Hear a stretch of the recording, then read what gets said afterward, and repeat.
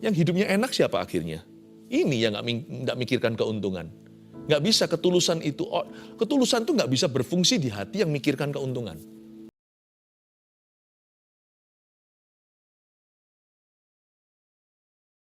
Hati setiap kami Tuhan, Engkau yang menilai kami dari dalam. Engkau menguji hati manusia dan mengenal batin kami. Kepadamu ya Tuhan Yesus kami datang apa adanya. Tidak ada selubung, tidak sembunyikan apa-apa. Ajari kami mengikut-Mu dalam ketulusan, dalam kesucian, dalam kebenaran. Orang yang suci hatinya akan melihat Tuhan. Kami ingin melihat Tuhan nyata dalam doa kami dan dalam hidup kami sehari-hari. Sampaikan sabda-Mu, berita firman-Mu, celikan mata hati kami. Kami terima pengajaran dari Roh Kudus. Sembunyikan hamba-Mu di balik salib Kristus. Dalam nama Yesus. Amin. Puji Tuhan. Langsung kita ke Alkitab. Kita akan membaca hari ini topik yang saya angkat tentang ketulusan. Judulnya berkat orang yang tulus. Ya, tulus itu bukan kelemahan. Tulus itu kekuatan. Berkat orang yang tulus itu apa? Yang pasti orang tulus itu dibela sama Yesus. Rut pasal 4 ayat 1-10, sebuah cerita nenek moyang Yesus, yaitu Rut dan Boas. Rut seorang janda muda, ditinggal mati suami. Zaman itu di Israel ada sebuah custom atau sebuah tradisi, itu ditulis di hukum Taurat, bahwa siapa yang mati, jandanya harus ditebus oleh sanak saudara. Tentunya kerabat yang single, yang harus menikah dengan wanita yang ditinggalkan oleh suaminya. Suami yang adalah kerabatnya. Paham maksud saya ya? Jadi misalkan kalau ada satu orang meninggal, dia meninggalkan istrinya. Lalu habis itu dia punya saudara yang belum menikah. Saudara yang belum menikah itu otomatis jodohnya. Rut menjadi istri Boas. Ayat 1-10, Boas telah pergi ke pintu gerbang dan duduk di sana. Kebetulan lewatlah penebus yang disebutkan Boas itu. Lalu berkatalah Boas, "Hai saudara, datanglah dahulu kemari, duduklah di sini." Maka datanglah ia lalu duduk. Kemudian dipilihnyalah 10 orang daripada para tua-tua kota itu. Dan berkata, "Duduklah kamu di sini," maka duduklah mereka. Lalu berkatalah ia atau Boas kepada penebus itu, "Tanah milik kepunyaan saudara kita Elimelek hendak dijual oleh Naomi yang telah pulang dari daerah Moab. Jadi pikirku baik juga hal itu kusampaikan kepadamu sebagai berikut. Belilah tanah ini di depan orang-orang yang duduk di sini dan di depan para tua bangsa kita. Para tua-tua bangsa kita. Jika engkau mau menebusnya, tebuslah. Tapi jika engkau tidak mau menebusnya, beritahukanlah kepadaku, supaya aku tahu, sebab tidak ada orang yang dapat menebusnya, kecuali engkau dan sesudah engkau, aku." Lalu berkatalah ia, "Aku akan menebusnya." Tetapi kata Boas, "Pada waktu engkau membeli tanah itu dari tangan Naomi, engkau memperoleh Rut juga, perempuan Moab, istri orang yang telah mati itu, untuk menegakkan nama orang itu di atas milik pusakanya." Lalu berkatalah penebus itu, "Jika demikian aku ini tidak dapat menebusnya, sebab aku akan merusakkan milik pusakaku sendiri. Aku mengharap engkau menebus apa yang seharusnya aku tebus, sebab aku tidak dapat menebusnya." Berhenti dulu sampai ayat 6, sebelum kita nanti baca sampai ayat 10. Saya jelaskan dulu satu persatu. Rut menjadi istri Boas. Seperti yang saya katakan tadi, Rut dan Naomi, ini adalah mama mertua dan menantu, sama-sama ditinggal suami. Ditinggal mati, dua-dua jadi janda, satu janda tua, satu janda muda. Mereka pulang kembali ke kampung halaman, yaitu di Bethlehem.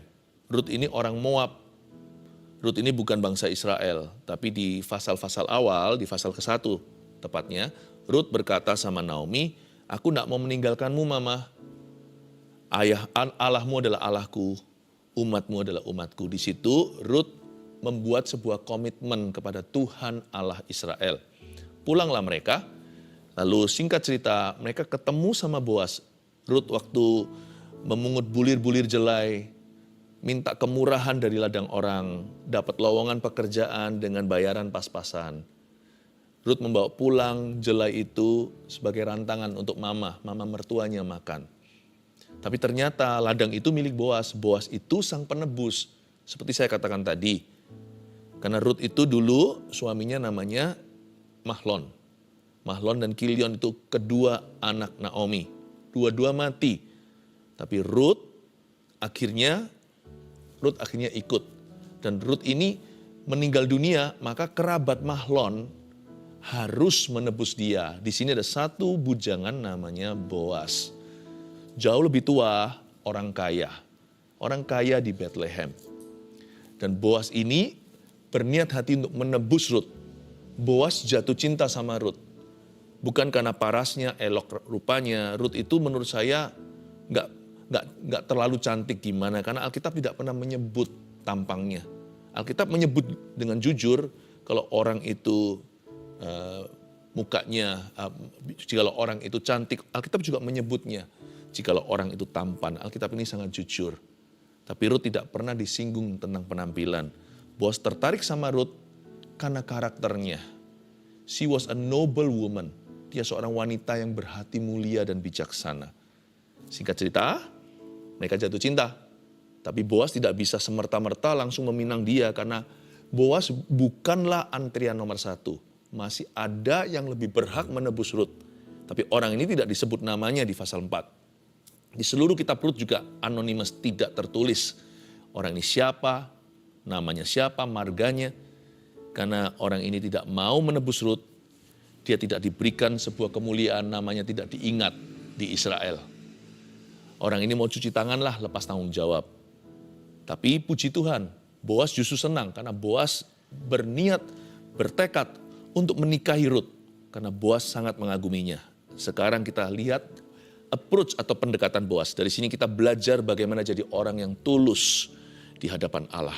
Boas telah pergi ke pintu gerbang dan duduk di sana. Lihat itu ya. Kalau mau masuk itu dari pintu depan. Jangan lompat dari jendela. Karena yang lompat lewat jendela itu pencuri, itu perampok. Masuk itu selalu harus dari pintu yang sah. Pakai cara yang legal. Karena pintu gerbang zaman dulu itu tidak lain adalah balai kota atau city hall.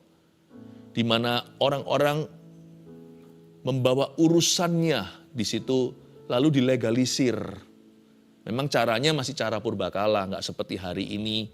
Materainya beda, tetapi zaman dulu sudah ada tatanannya, dari dulu sudah ada santunnya bagaimana caranya kita itu mengesahkan sebuah deal atau bagaimana kita itu membuat sesuatu itu jadi sah, jadi legal ya. Boas telah pergi ke pintu gerbang. Kebetulan lewatlah penebus yang disebut Boas itu, lalu berkatalah Boas, "Hai saudara, datanglah dahulu kemari. Duduklah di sini." Maka datanglah ia, lalu duduk. Lihat itu ya, orang kalau niat baik itu pasti terang-terangan. Tidak mungkin dia bergerilya di dalam kegelapan. Dia pasti bawa segala sesuatu dalam terang. Tidak main curi-curi, tidak menusuk dari belakang, tidak pakai cara ular. Boas pergi ke pintu gerbang, langsung bawa perkaranya ke balai kota di hadapan para tua-tua. Luar biasa, tulus itu jujur. Tulus itu fair. Tulus itu adil. Jangan kita ngaku tulus kalau belum apa-apa sudah menempuh jalan pinggiran. Belum apa-apa sudah ada agenda rahasia. Tulus itu apa adanya. Tapi apakah tulus itu kebodohan? Wah, Pastor Philip kalau tulus ya saya tulus dibodohin orang, ditipu, dibully. Enggak loh. Kita lihat dulu ayat 2 ya. Kemudian dipilihnya lah oleh Boas 10 orang dari para tua-tua kota itu. Dan berkata, duduklah kamu di sini, maka duduklah mereka. Boas yang pilih. Tulus itu enggak sama dengan naif atau innocent. Boas di sini mempersiapkan legalitasnya. Dia pilih notaris dan harus ada notulennya di depan para notaris yang sah. Boas tidak gampang dibohongin. Dan dia tidak ada niat untuk membohongi siapa-siapa. Makanya itu Boas di sini mempersiapkan semua papernya. Semua sertifikat, semua surat-surat. Dipilihnya 10 orang dari para tua-tua kota itu. Due diligence. Atau apa yang merupakan PR kita. Apa yang harus kita siapkan ya kita siapkan. Orang tulus itu gak mudah ditipu. Kalau dia terus terang, dia juga berharap orang lain terus terang juga. Orang tulus itu gak gampang diajak kong kali kong begitu, atau diajak untuk berbisik-bisik. Jangan jadi orang tulus yang dibodohi. Itu bukan orang tulus, itu orang bodoh. Menurut saya dari Alkitab yang saya baca, waktu saya pelajari tentang Boas, orang ini tulus, nenek moyang Yesus, tapi orang ini pintar. Dia juga cerdik. Dia pastikan semua yang dia lakukan ini ada landasannya, ada dasarnya. Dia panggil 10 orang dari para tua-tua kota, pasti yang terbaik notaris waktu itu. Dia siapkan semua di depan. Ada saksinya, ada tanda tangan, ada meterainya. Lalu berkatalah ia kepada penebus itu, ayat 3. Tanah milik kepunyaan saudara kita Elimelek hendak dijual oleh Naomi yang telah pulang dari daerah Moab. Naomi dan mendiang suami dulu itu asal Bethlehem. 10 tahun lalu mereka itu pindah ke Moab gara-gara kelaparan. Waktu ada satu musibah melanda negeri mereka dan kota kesayangan, mereka memilih untuk lari. Mereka lari dari rencana Allah. Jangan membuat keputusan berdasarkan ketakutan. Jangan lihat keadaan, tapi tanya Tuhan. Buat keputusan apapun itu harus berlandaskan iman dan janji Allah. Tapi singkat cerita, Elimelek mati, Naomi jadi janda. Lalu habis itu dengan Ruth, dia pulang ke kampung halaman. Dan waktu dia pulang itu, Naomi hendak menjual tanahnya. Karena sebagai janda dia tidak punya kuasa apa-apa. Dan dia butuh sangat-sangat desperate sekali. Dia sangat-sangat putus asa membutuhkan penghidupan sehari-hari. Bagi Naomi, yang penting sekarang adalah survival atau bertahan. Makanya itu dia mau jual. Di Israel, semua surat-surat itu adalah milik setiap klan atau setiap keluarga. Jadi kalau ada jual beli itu hanyalah suratnya itu hanyalah HGB, hak guna bangunan. Tidak ada surat hak milik. Jadi misalnya kalau ada keluarga A jatuh miskin, saya beli karena saya mampu. Tapi karena keluarga itu, tanah itu adalah warisan bagi that family. Untuk keluarga itu. Maka saya bisa membelinya, 49 tahun saya bisa tahan. Tapi setelah itu Yobel, ya, Jubilee year, tahun Yobel itu tahun 50 harus kembali lagi kepada pemiliknya yang sah. Saya hanya bisa menggunakan itu maksimal 49. Tahun ke-50 harus balik ke family itu. Nah, waktu itu Naomi hendak menjual tanahnya karena dia butuh uang. 10 tahun lalu mereka orang kaya lama, waktu mereka pulang ke Bethlehem, mereka orang miskin baru. Zaman dulu wanita itu tidak punya emansipasi. Jadi zaman sekarang itu jauh lebih. Zaman sekarang enak. Tapi waktu itu di saat Ruth dan Naomi hidup, janda otomatis tidak punya hak apa-apa. Makanya mereka perlu menyambung kehidupan. Jadi tanah ini mau dijual nih ceritanya. Ayat 4. Kalau kita jadi Boas pasti kita serobot. Tapi Boas itu tulus dia. Jadi pikirku, dia ngomong gini sama sang penebus satunya yang no name ini. Baik juga hal itu kusampaikan kepadamu. Sebagai berikut, belilah tanah itu di depan orang-orang yang duduk di sini. Dan di depan para tua-tua bangsa kita. Lebih baik kamu membelinya gitu maksudnya. Daripada nanti tanah itu jatuh ke keluarga lain, lalu gak bisa lagi diklaim 49 tahun kemudian. Mendingan dia jatuh, tetap aja dibeli oleh seseorang yang berhak menebusnya. Supaya tanah ini gak hilang. Dia gak hilang, tetap pada Naomi, tetap pada Ruth. Mau gak kamu beli tanah ini? Jika engkau mau menebusnya, tebuslah. Karena kamu penebus yang sah. Tetapi jika engkau tidak mau menebusnya, beritahukanlah kepadaku supaya aku tahu sebab tidak ada orang yang dapat menebusnya kecuali engkau. Misalkan Boas ini second cousin. Ya, kalau dihitung dari kerabat itu mungkin dia masih sepupu. Tapi yang ini sepupu kedua. Jadi sepupunya sepupu itu kan sepupu kedua. Oh iya, dia adalah saudara sepupunya saudara sepupuku. Mana lebih dekat dengan saudara sepupu langsung? Nah, penebus ini saudara sepupu langsung. Sedangkan Boas masih sepupunya sepupu. Makanya Boas berkata, jadi pikirku lebih baik aku sampaikan kepadamu. Boas itu tahu diri. Ini kalau bukan karena dia tulus, dia pasti udah sikat. Apalagi udah jatuh cinta. Apalagi dia sudah senang sama Ruth. Apalagi di sini ada tanah murah-murah dijual, ya kan? Wah, zaman sekarang bisa aja sengketa. bisa aja direkayasa supaya akhirnya tanah itu direbut dari tangan seseorang yang lemah dan tak berdaya. Boas nggak gitu tuh, dia fair sama orang. Ini orang kaya, koneksinya banyak. Bisa aja dia di belakang layar, dia atur bagaimana supaya tanah itu akhirnya dia yang klaim. Dibeli murah-murah kan untung di depan. Apalagi kalau dia jatuh cinta sama sang wanita. Wah, baik itu merebut cinta maupun merebut properti. Boas tidak semena-mena. Dia tahu diri karena dia orang yang takut akan Allah. Dia nggak serobot. Dia hargai hak orang lain. Dia antri. Apapun resikonya, dia pokoknya antri. Dia tahu dalam inden-indenan ini, ya, dia bukanlah antrian nomor 1 atau yang pertama. Masih ada satu orang di depannya. Jadi saya percaya dia dilema malam itu, pasti setan menggoda. Udahlah, orang itu toh nggak tahu. Ambil aja, sikat. Tapi Boas berkata gini, aku bisa cerdik seperti ular sekarang. Tapi kalau aku nggak tulus dulu, berarti aku tidak benar di hadapan Tuhan. Cerdik itu tidak dipakai untuk meniadakan ketulusan. Cerdik itu dipakai untuk menegakkan ketulusan. Orang tulus tidak harus kalah. Tapi sebelum cerdik, tulus dulu di hadapan Yesus. Jadi pikirku, luar biasa ayat 4. Baik juga hal itu kusampaikan kepadamu. Pasti dia mikir semalam. Pasti setan lewat berkata, udahlah ambil aja Ruth. Gak usah permisi dulu sama yang lebih berhak, yang langsung sepupu. Ambil aja, sekalian tanahnya, murah-murah itu. Kalau itu menjadi hak milikmu kan luar biasa. Mau dikontrakkan kek atau mau dijual lagi lain kali. Biar nanti keluarga lain bisa guna bangunan, terserah. Atau mau kongsian atau mau kerjasama dengan orang. Kamu bisa kelola tuh properti.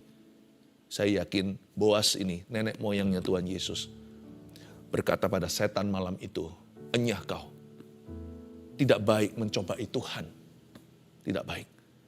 Jadi pikirku baik juga hal itu kusampaikan kepadamu. Tapi saya yakin Boasnya deg-degan. Pasti dia tegang. Gimana kalau sang penebus ternyata punya uang, dibeli tuh tanah murah-murah. Waduh, tahu gitu saya serobot ya. Enggak boleh halalkan segala cara. Meskipun Boas tahu resikonya tinggi. Apalagi kehilangan jantung hatinya. Dia sudah jatuh cinta nih sama Ruth. Kalau sampai penebus itu beli tanahnya, itu satu paket. Berarti dapat jandanya. Paham maksud saya, keluarga Saat Teduh Tercinta. Enggak cuma beli tanahnya. Itu menebus tanah, berarti juga menebus pemiliknya. Karena ini bukan bicara tentang transaksi properti. Ini bicara tentang melanjutkan untuk bisa, ini bicara tentang mengayomi janda kerabatnya. Dan meneruskan nama keluarganya. Wah, Boas ngomong begini dengan segala resiko. Jadi orang jujur memang bisa merugi. Tapi Boas tetap berprinsip. Jadi orang itu jangan aji mumpung. Tetap harus punya prinsip yang tegas. Kita hidup itu bukan berdasarkan kebetulan. Orang kalau kebetulan itu bisa halalkan segala cara. Kapan lagi ya kan? Tapi kalau orang hidup berdasarkan atau berlandaskan kebenaran, dia tidak akan gampang-gampang kompromi. Atau bahkan dia nggak akan kompromi sama sekali, itu lebih tepatnya. Karena dia harus lihat dulu kebenarannya. Ini gak bener ini, kalau aku begini aku kan jadi orang yang salah di hadapan Tuhanku. Bisa aku kaya, tapi halalkan segala cara, semua jalan menuju ke Roma. Buat apa saya kaya memperoleh seluruh dunia tapi kehilangan nyawa saya atau perkenanan Allah? Gak boleh. Makanya tuh Boas berkata, jadi pikirku baik juga hal itu kusampaikan kepadamu, bla bla bla, sampai ayat keempat yang akhir-akhir dikatakan, sebab tidak ada orang yang dapat menebusnya kecuali engkau dan sesudah engkau, baru aku. Lalu berkatalah ia. Wah, si penebus itu yang sepupu satu, lalu berkatalah ia, aku akan menebusnya. Pasti saya tahu, anjloklah hatinya Ruth, Naomi dan Boas sekalian. Waduh, lemas mereka. Di situ adakah penyesalan di hati seorang tulus, gara-gara jujur dia merugi sebuah kesempatan emas di depan. Padahal dia dengan mudah bisa serobot, gak ada orang tahu. Boas yang hubungi orang ini. Orang ini toh juga tidak ada koneksi dengan Ruth. Cuek, acuh tak acuh. Tapi Boas waktu antri dia berdoa, Tuhan izinkan sekalipun orang itu lebih berhak, aku lebih mau Tuhan. Aku mau Ruth. Bukan tanahnya. Boas ini sudah juragan tanah. Pikirannya bukan ke harta. Dia cinta dengan seorang wanita yang hari ini available to marry. Hari ini sah di hadapan Tuhan, seseorang bisa menikah dengannya. Malah justru mulia di masyarakat Israel saat itu siapa yang mau menebus janda kerabatnya. Karena berarti orang yang menebusnya itu tidak akan, nanti anak-anak dari keturunannya tidak akan masuk ke kakaknya, tidak akan masuk ke surat keluarganya. Tapi anak pertama harus pakai marga dan nama daripada suami yang meninggal. Ini pengorbanan. Ini enggak manis-manis buat Boas. Ini berarti anak sulungnya bukan milik Boas nanti sama Ruth ini. Miliknya almarhum Mahlon. Jadi orang yang mau menebusnya itu berarti berhati besar. Tetapi kata Boas ayat 5, pada waktu engkau membeli tanah itu dari tangan Naomi, engkau memperoleh Ruth juga, perempuan Moab, istri orang yang telah mati itu untuk menegakkan nama orang itu atas milik pusakanya. Ya kan, tadi yang saya jelaskan. Berarti bukan hanya menikahi jandanya, anak mereka nanti kemudian dianggap sebagai anak almarhum suaminya. Jadi bukan anaknya Boas. Dan Boas tahu itu titik lemah. Mana ada sih laki-laki yang anak sulungnya dinamakan, akan dikasih nama-nama saudaranya. Apalagi kerabatnya. Enggak lah. Kalau setiap laki-laki pasti mau anak sulungnya itulah permulaan kegagahan perkasaanku dalam hidup ini. Inilah keturunanku, kita ingin banggakan. Wah, mirip siapa? Mirip papa. Misalnya kalau anak pertamanya, anak sulungnya adalah seorang putra. Apalagi perempuan pun juga sama, wah akan dimanja. Boas tahu titik lemah itu. Makanya Boas ini bukan hanya tulus, tapi dia juga pintar. Tulus dulu seperti merpati, baru cerdik seperti ular.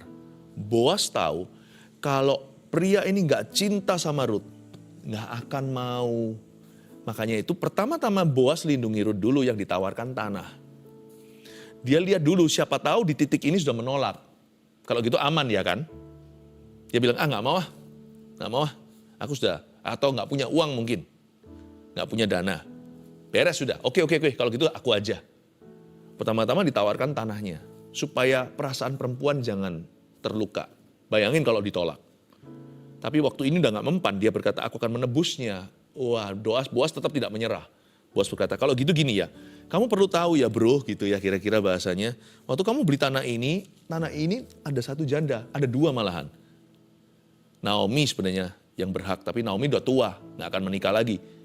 Tapi janda keduanya, yaitu Ruth, harus dipinang sekaligus atau sekalian sebagai istri.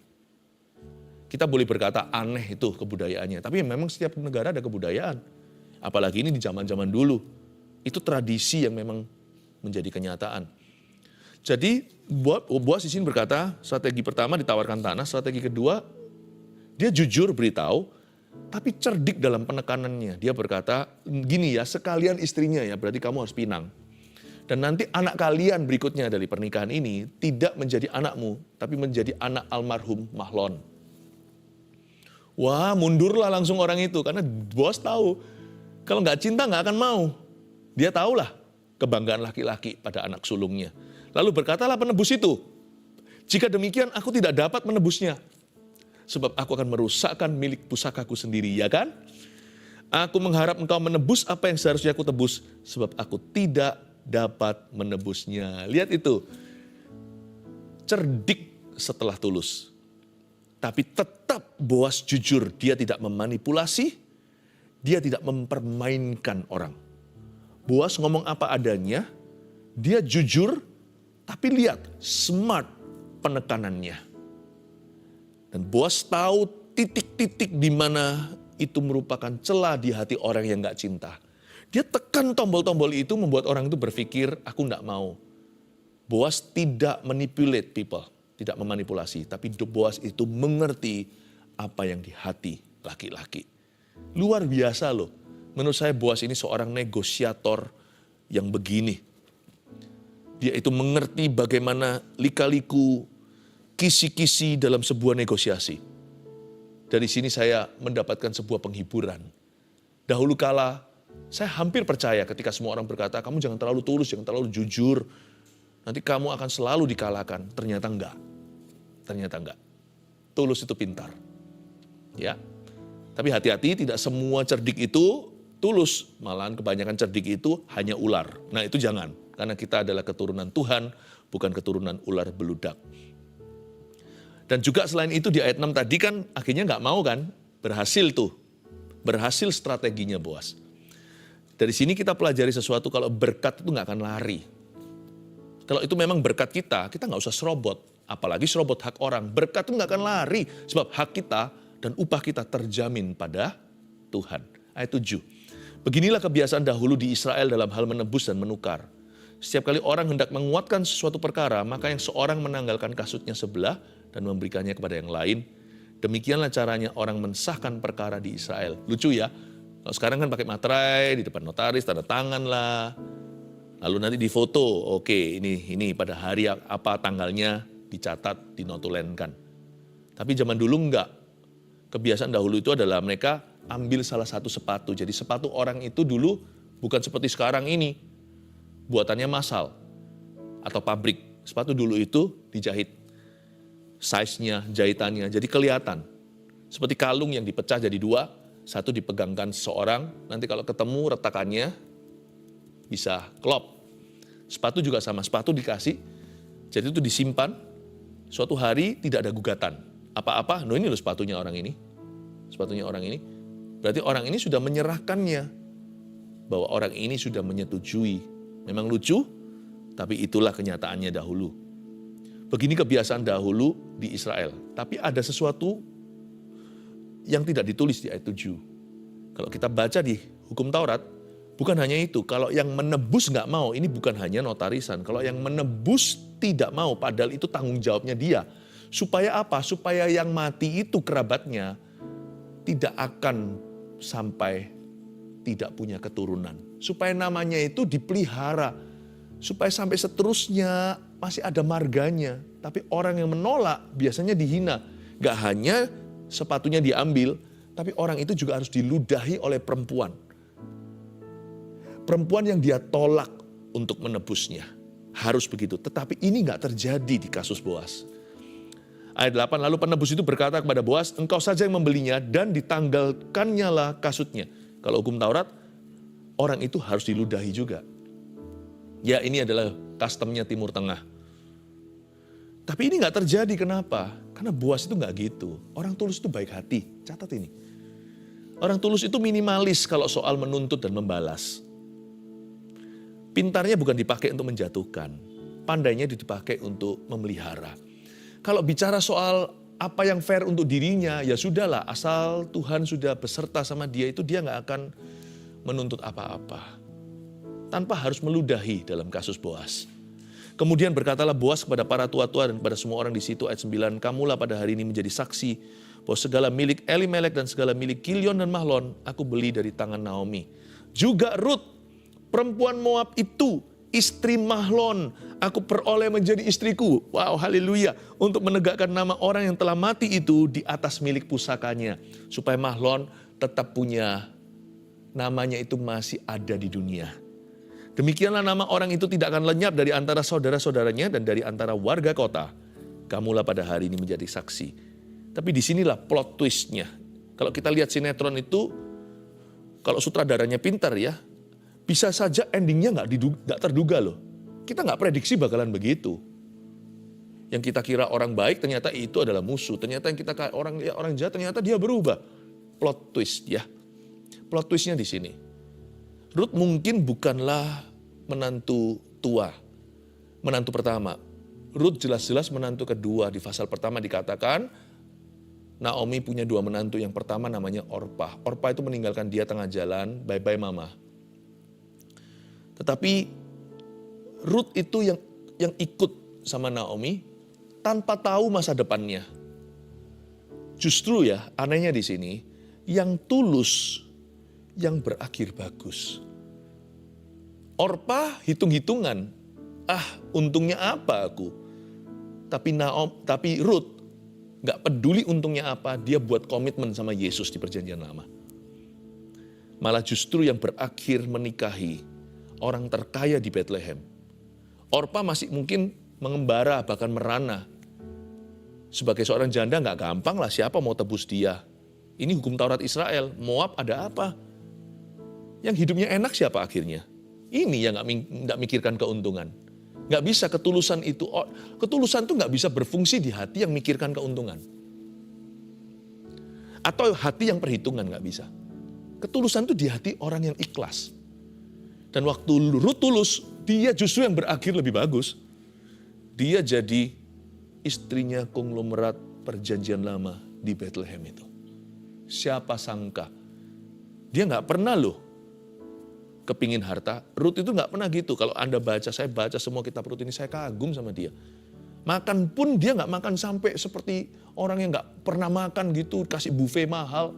Enggak, dia makan secukupnya lalu dia sisakan ini untuk mama saya.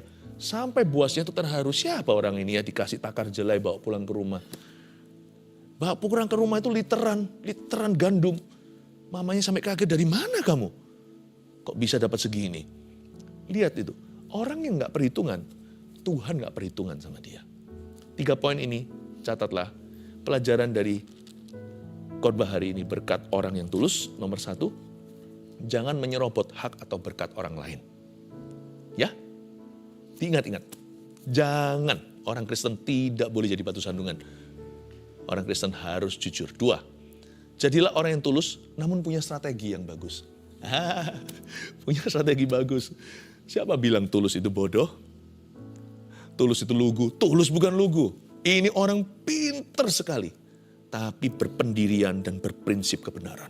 Wow, saya berdoa semua keluarga saat itu tulus seperti merpati. Lalu cerdik seperti ular juga. 3, orang yang tulus kepada Tuhan tidak akan dirugikan. Katakan amin. Puji Tuhan. Mari kita menghampiri tahta Tuhan sekali lagi. Dengan tulus hati kita minta Tuhan Yesus untuk memimpin hidup kita dan beri kita kejujuran. Terima kasih Tuhan. Angkat tangan, terimalah berkat dari Tuhan Yesus tercinta. Dari Allah Bapa, Allah Putra, Allah Roh Kudus yang menyertaimu senantiasa. Kudus, kuduslah Tuhan. Tulus, tulus, tuluslah hati kita. Dalam nama Yesus, haleluya. Amin.